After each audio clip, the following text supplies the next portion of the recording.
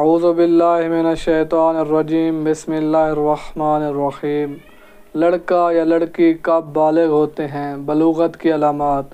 बाज़ औक़ात ऐसा होता है कि बच्चे बालिग हो चुके होते हैं लेकिन वालिदैन मुतवज्जे नहीं होते। बच्चे बलूगत के बाद उन पर अहकाम लागू हो चुके होते हैं लेकिन वो अंजाम नहीं दे रहे होते और गुनाह में मुब्तला हो रहे होते हैं।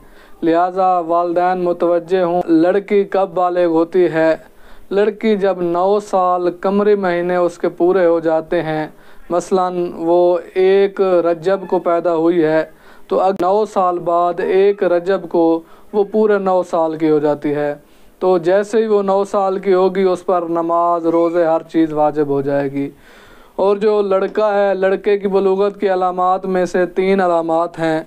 एक है कि जब लड़का 15 साल का हो जाए, जैसे ही वो बच्चा 15 साल का होगा वो बालिग हो चुका होगा, या नहीं 15 साल से पहले अगर उसकी ज़ीरे नाफ बाल हो गए तो ये बालों का उगना ज़ीरे नाफ ये भी बलूगत की अलामत है।